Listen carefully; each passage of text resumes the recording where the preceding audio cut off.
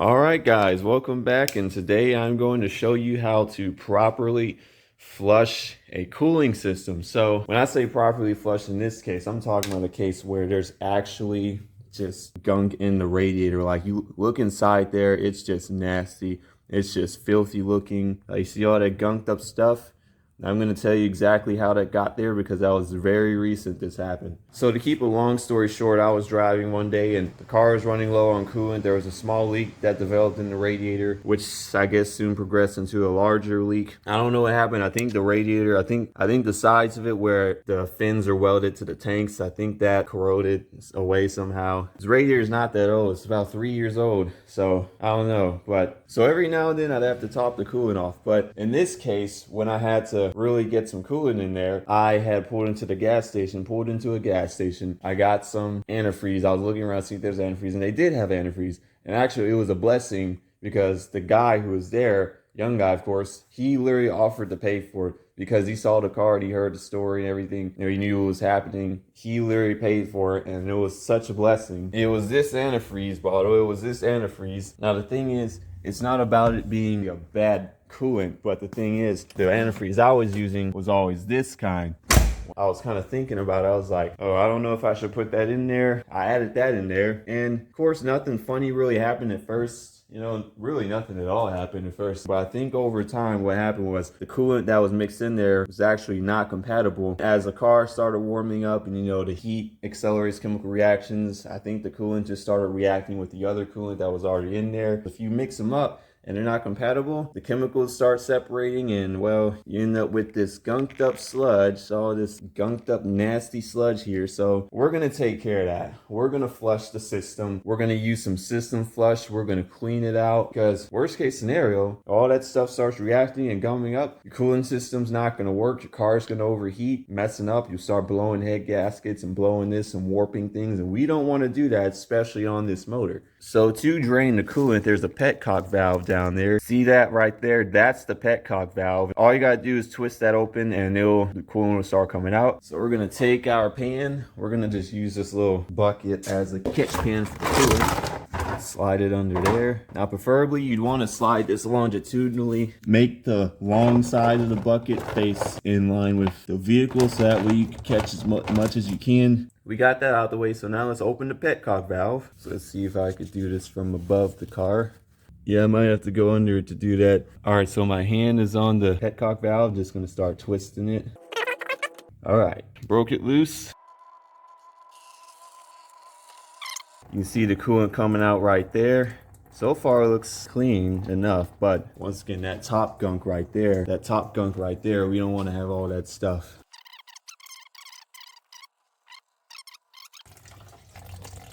You know, this antifreeze smells pretty sweet compared to the antifreeze that I've always put in there. It's never smelled this sweet before, so I don't know if it's just the different chemicals in it or what. I was feeling around the lower radiator hose. When I felt this hose and was squeezing some of it,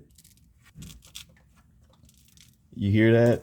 I can feel some hard spots. It's like a crunchy cereal noise. That's not good. That probably means that the gunk that was in there probably settled down to the bottom here. Yeah, guys, just goes to show, make sure when you add coolant that it's the right compatible coolant, even in emergency situations, because it may just save you having to do all this flushing stuff, but this is at least good for you guys to see. It's just what happens when you mix in compatible coolants, if you ever wondered. But also on a side note, how would you know that this isn't oil? Because that was a concern too. Oil would have more of a dirty brownish color. If you look at the oil, it's basically brown. It's no milky substance, because contaminated oil would be milky and just sludgy and nasty, but this is just regular clean oil. All right, so we're working on getting the lower radiator hose off now. When it comes to radiator hoses, especially the lower one, taking it off is always the hard part. So what I'm gonna do is I'm gonna try and wedge a screwdriver between it, pull it out, wedge it again, pull it out, just keep doing that until it comes off. All right, so as you can see, I finally got the hose busted loose after a little wiggling and jiggling. But as you can also tell, there's still quite some in there, which means even though we got as much as we could out with the petcock, it's still a good idea to take off the hose. Don't be lazy. And just to let you guys know, I am still holding the lower hose because I can feel air bubbles coming in, which means there's a lot still in there.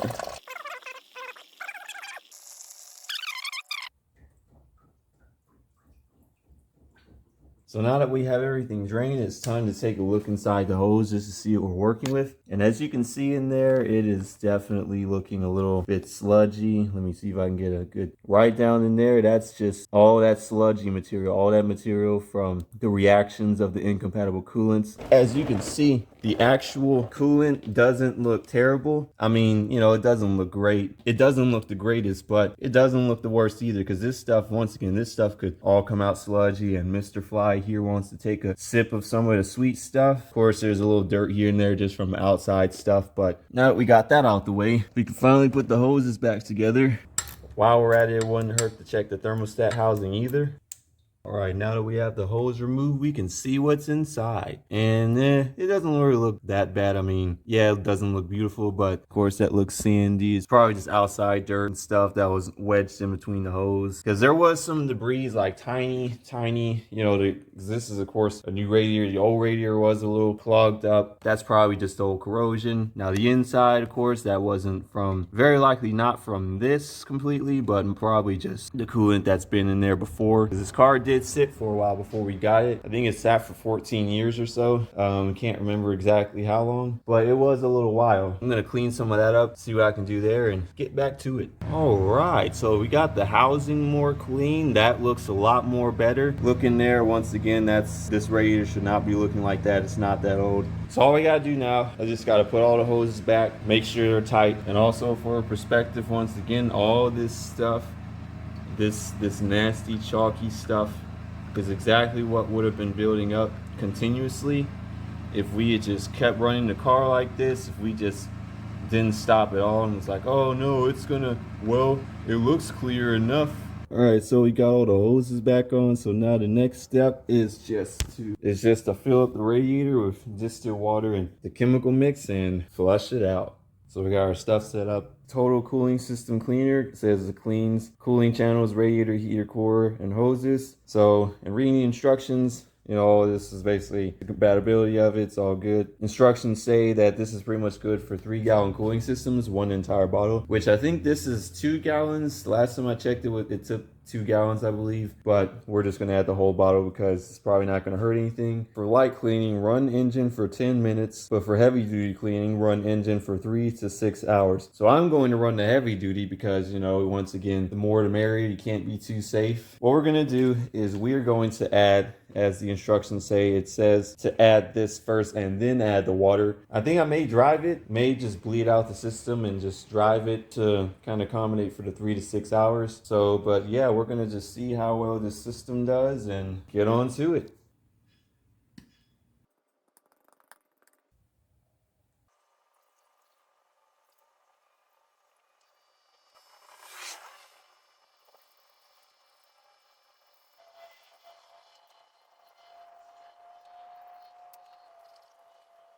All right, so as you can see, we got our battery hooked up. We pretty much got the cooling system filled up to pretty much the top.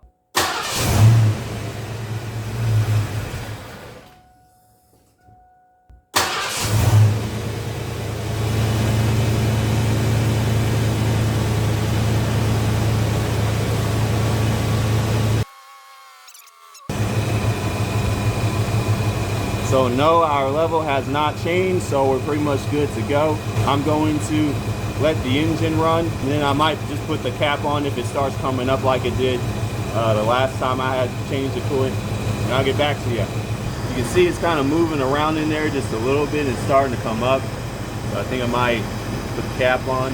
So just to explain, that moving you see in there is very likely the water started to interact with the water pump. It overflowed all the way out one time. I think the reason it did that was because as the engine gets hot before the thermostat opens, the water expands and naturally, you know, it takes more space. So like I said, I'm just monitoring that. The temperature's coming up a little bit, so we're just gonna pay attention here.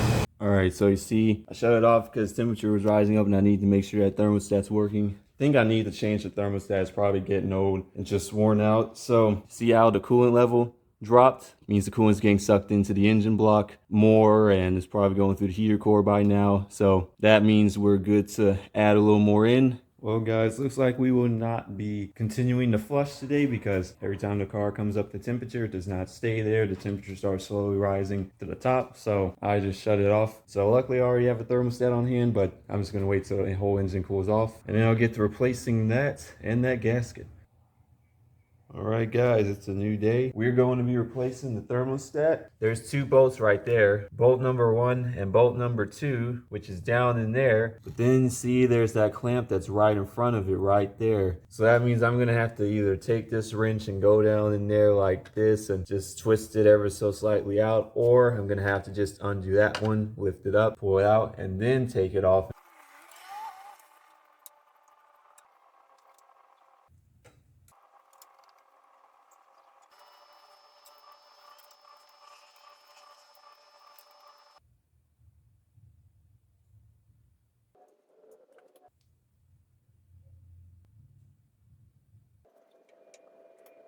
As you can see, it's quite obvious the thermostat's very likely no good, stuck closed, and it's all gunked up and nasty, so it was about time for it to go anyway.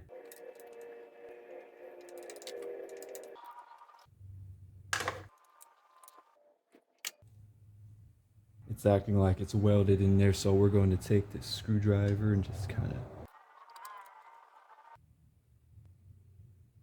So now we are going to scrape this off with a scraper. We could get a good spot.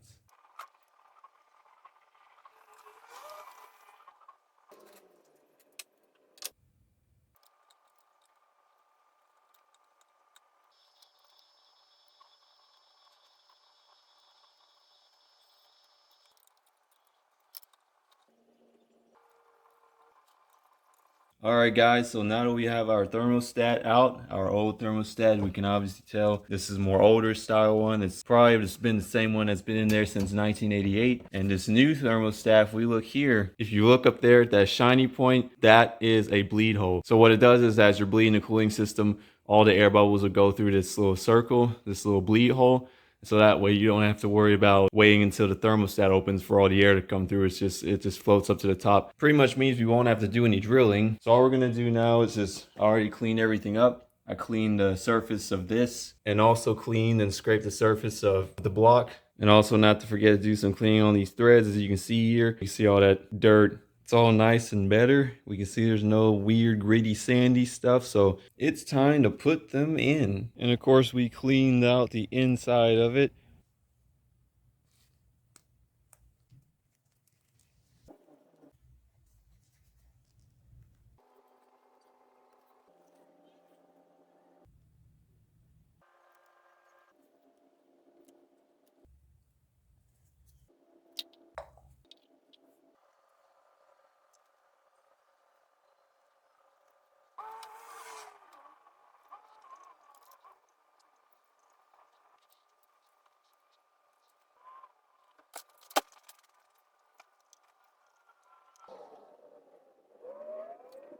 All right, so I was able to get it in finally. Just to show you guys what I did, all I did for these two bolts, because just warning you, these are not very simple bolts to get to at all. Your only options are really a 1/2-inch wrench and just stick it down in here, kind of from in here and up there, and just tighten down. But I was able to tighten these by kind of just sticking my hand between the distributor and the AC compressor, just kind of twist it, tighten it like this. And with that bolt, I had to do a really funky angle like this, kind of get my fingers in between like this, and just twist it in there, screw it on in. You can kind of see the bolt better now. Just kind of reach in here like this, index finger here, thumb there, and just kind of twist it. See, well, I'm not going to untwist it, but just kind of twist it like that.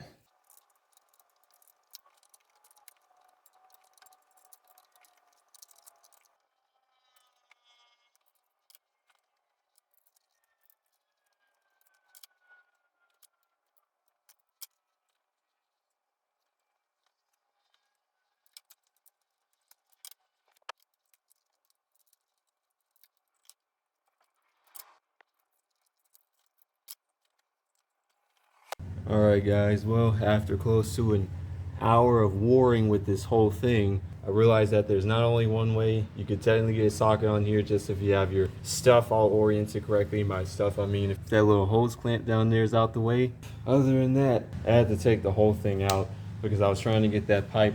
Yeah, that's the hose clamp I was talking about. You can basically get a socket in there, half-inch socket. This little elbow pipe, elbow hose, that thing was a nightmare. I think you may have saw some of it, but either way, long story short, I just took the whole thing out again, put it back in the same way I took it out instead, which was I just slid this carefully over the elbow hose while it was turned this way. Then I just gently and slowly and steadily turned everything back into its correct position, put the bolts in, tighten them down, replacing one of the hardest thermostats in US history. There you have it. And of course, let's make sure we clean up our mess.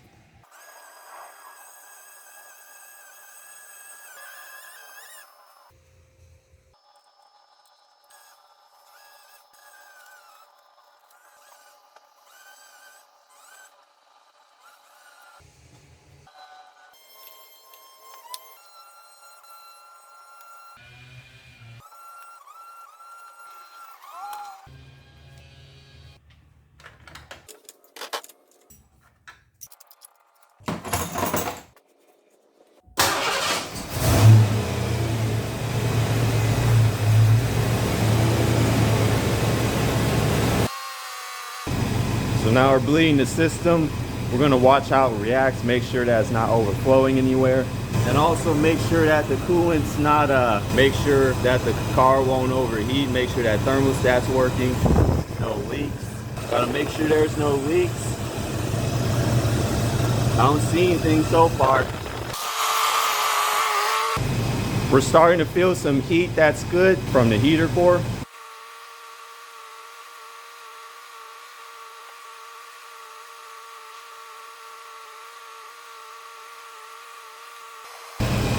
That level's starting to rise again, so I might have to put the cap over at some point.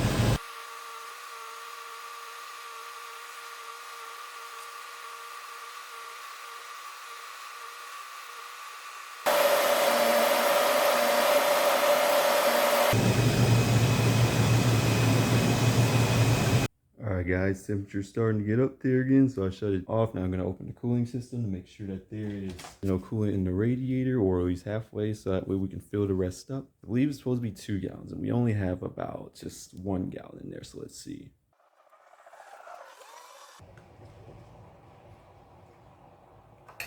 Well, there's still some in there. I wonder what the deal is. It's all the way up to the top, kinda. So I don't know what's going on. I can hear some in the engine block, or at least that noise. I just don't want to overheat it. That's the thing. The temperature will slowly, ever so slightly increase, and then there's just this point where it gets to a warm up area. You'll start going up super fast. Like, see, it's showing like right there, but usually around the time it happens, it's usually up past that notch that's right there between the N and the O, right there. So I don't know.